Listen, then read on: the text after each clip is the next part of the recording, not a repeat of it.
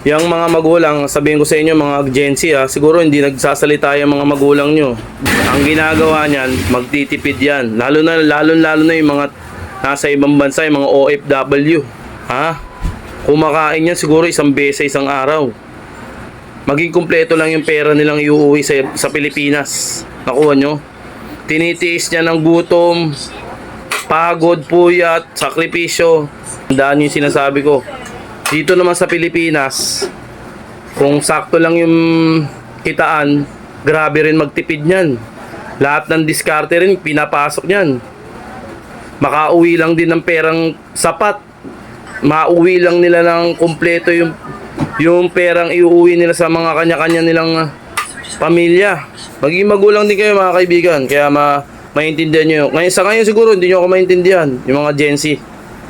Pero pagdating sa punto na kayo na yung tumayo sa kalagayan namin, sana makinig kayo sa mga magulang nyo. Yung mga magulang na permis lagi kayong pinapagalitan na pagkakamali tinutuwid kayo. Okay?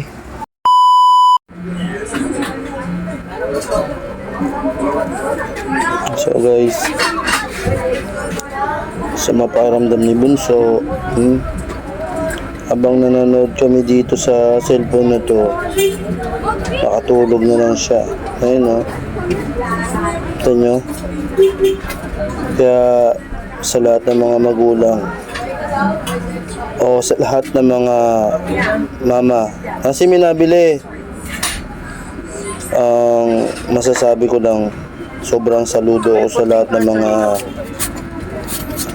mama, sa mga nanay, sa mama, yung sakripisyo nila, yung iginugugol nila yung panahon nila, yung buong panahon nila sa pag-aalaga.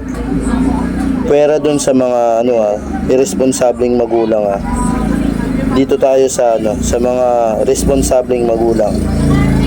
Yan mga kaibigan, may masama ang nito, ang pakiramdam nito. Ayan masama pakiramdam niya. Kaya medyo matamlay siya. Matamlay yung bunso ko. Puso kasi ngayon ng sakit ngayong December. Iba yung klima ngayon. Ang daming nagkakasakit na bata.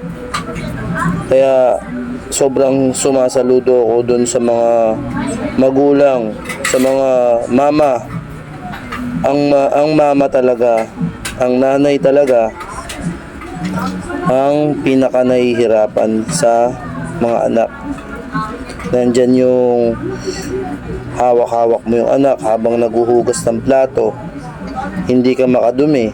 Kung minsan naman dudumi ka, kasama mo pa yung anak mo. Kumbaga sa loob ng bahay, walang halos pahinga, walang day off. Kuha nyo yung sakripisyo ng mga magulang. Tapos kayo, pag naglakihan kayo, lalo ng mga Gen Z, kala nyo, alam nyo na yung kaya nasi may nabili. Alam nyo na yung buhay.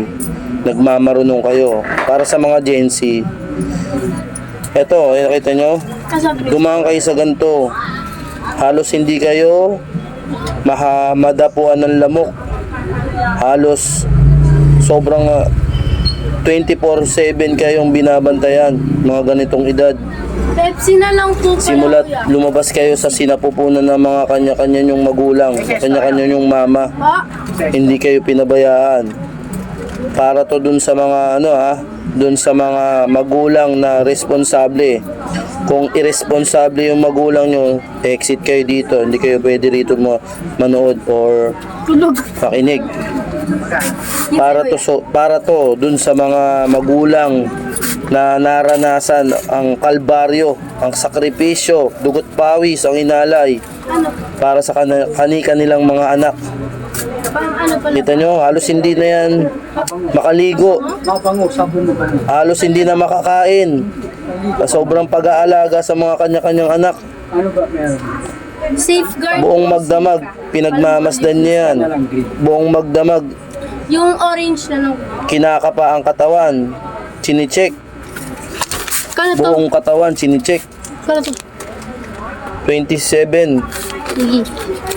buong basta lahat ng pag-aalaga. Kaya kayong mga Gen Z, makinig kayo ano.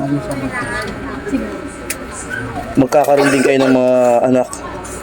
Magkakaroon din kayo ng sarili nyong pamilya. Kaya yung pagsasagot-sagot nyo sa mga magulang nyo,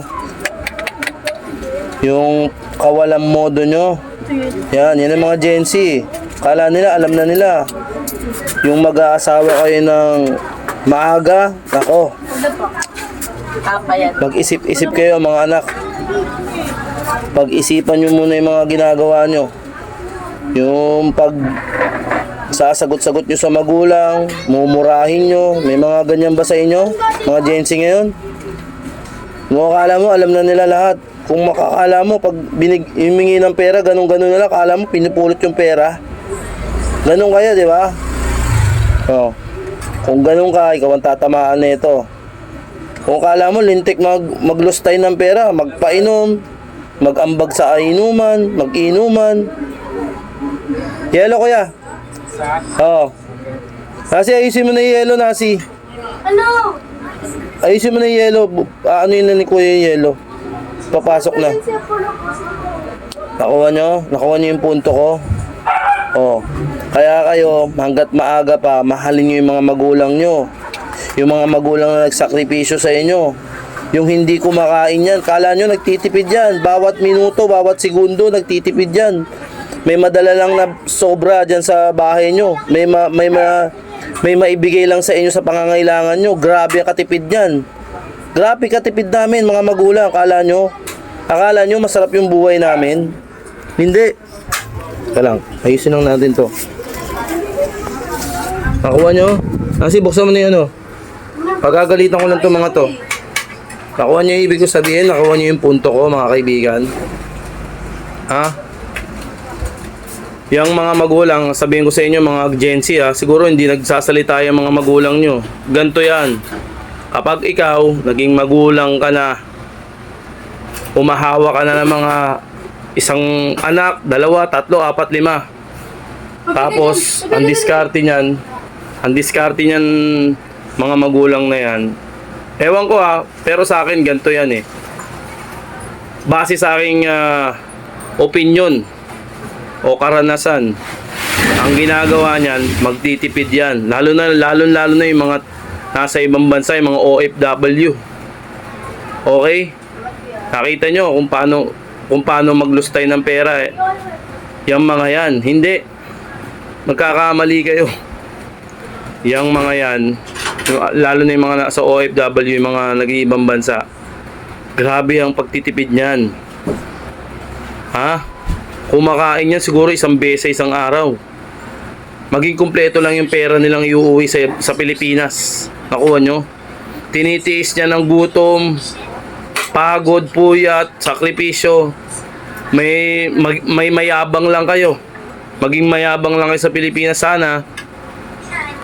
Lahat ng Gen Z, pagpahalagaan nyo lahat ng bawat sentimo na binibigay sa inyo ng mga magulang nyo.